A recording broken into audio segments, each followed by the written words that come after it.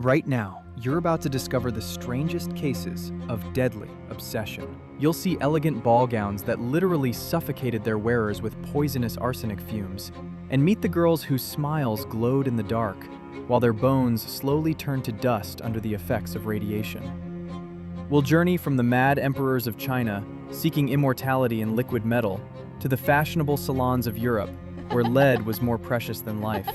Are you ready to discover the true price of human vanity? In the royal courts of Versailles and London, a ghostly white face was the ultimate status symbol. It showed you were too wealthy to work outside. To get this porcelain look, noble women used a heavy powder called Venetian ceruse. It was a deadly mix of lead and vinegar. The lead was absorbed directly into the blood. It caused the skin to wither and turn gray.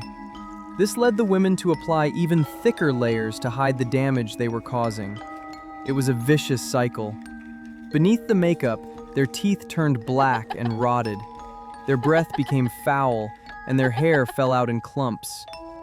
Imagine the horror of waking up every morning, seeing your face literally melting away, and choosing to apply more of the substance that's killing you just to stay in fashion. The most famous victim was Maria Gunning.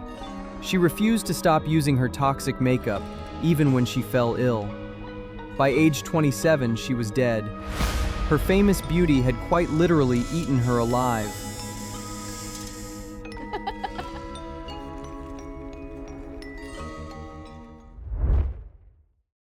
But lead wasn't the only killer in the closet. In the mid-1800s, a new color took the world by storm: Sheila's green. It was vibrant, beautiful, and made entirely of arsenic.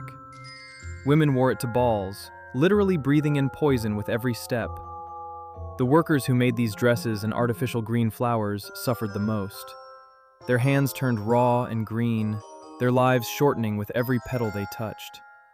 It wasn't just fashion. Arsenic green was everywhere, in candles, children's toys, and even the wallpaper of your bedroom.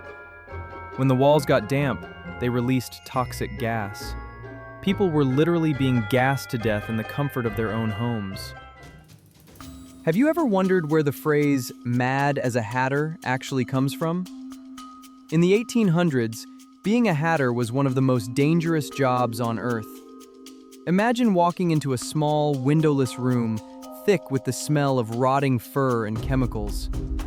To turn cheap fur into stylish hats, workers used mercury. They breathed it for 12 hours a day. It started with the hatter's shakes. Stop for a second and try to imagine this. Your hands begin to tremble so violently that you can't even hold a spoon. Then, your mind begins to break. Quiet men became aggressive or burst into tears for no reason. Society called them mad, but they were simply being poisoned.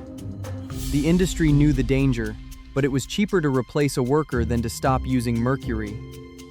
Every time an aristocrat put on a stylish new hat, it was paid for with a man's sanity. Is any fashion trend worth a human life? Would you trust a doctor who treats your cough with liquid lead? Or a surgeon using a rusty saw without a second thought? In the 18th century, medical help was often a death sentence. There were no safety nets, only toxic experiments on the living. Mercury was the era's miracle drug. They called it liquid silver. The elite drank it to live forever and rubbed it into their skin to look like gods. It was the cure for everything. But stop for a second and look closer at that shimmering surface. It was a silent killer. It rotted organs, destroyed bones, and slowly drove people insane. Can you imagine the irony? The very thing they bought to save their lives was the one thing dismantling them from the inside out. King Charles II learned this too late. When he had a seizure, his doctors didn't offer rest. They forced mercury down his throat and burned his skin with hot irons. They thought they were saving him. Instead, the king died in total agony, killed by the very men he paid to protect him. If you were in his place, surrounded by the most brilliant minds of the century, would you have questioned them? Or would you have swallowed the poison, just as he did? This obsession began long before Europe. in the ancient courts of the East. 2,000 years ago, the first emperor of China, Qin Shi Huang, unified a nation but lived in terror of his own death. He sent thousands of servants to find the mythical elixir of life. He demanded immortality at any cost. Think about that for a moment. A man who built the Great Wall and commanded millions was so terrified of the dark that he became the perfect victim for a lie. When his alchemists returned, they brought small, shimmering red pills. They called them a celestial gift. In reality, they were packed with cinnabar, a deadly mercury ore. The emperor took them daily, feeling a surge of artificial energy. He thought he was becoming a god. But ask yourself, if someone offered you a pill today that promised eternal youth but tasted like metal, would your vanity outweigh your common sense? The transformation was horrific. The emperor became violently paranoid, hiding in a labyrinth of palaces from invisible demons. He executed his loyal advisors, claiming they were stealing his thoughts. His skin turned metallic gray, his hair fell out, and his gums bled. He died at 49, terrified and alone. To hide the stench of his decaying body, his ministers surrounded his carriage with rotting fish. The man who wanted to be eternal was buried in a tomb surrounded by rivers of flowing mercury, trapped forever in the poison he thought would save him. Just as the world forgot the poison of the Hatters, a new miracle appeared. It was called radium. Young women were paid to paint watch dials with glow-in-the-dark paint. They were young, many just teenagers, earning their own money for the first time in the glowing factories of New Jersey. They were told it was completely safe.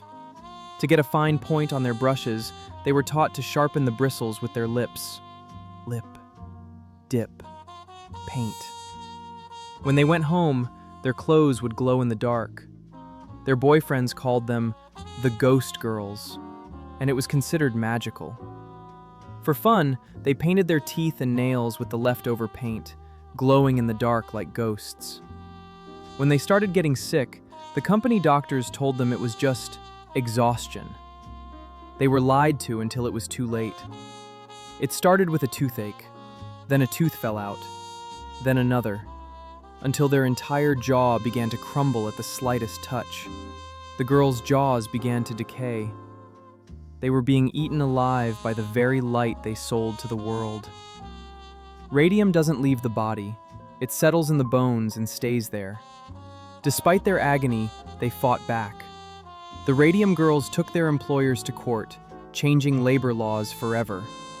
To this day, if you stand over their graves with a Geiger counter, you can still hear the clicking. History shows us that the line between a miracle and a tragedy is often just a matter of time. Their stories are a reminder that curiosity is a tool, but it must be tempered with caution. Before you go, tell me in the comments which of these stories shocked you the most.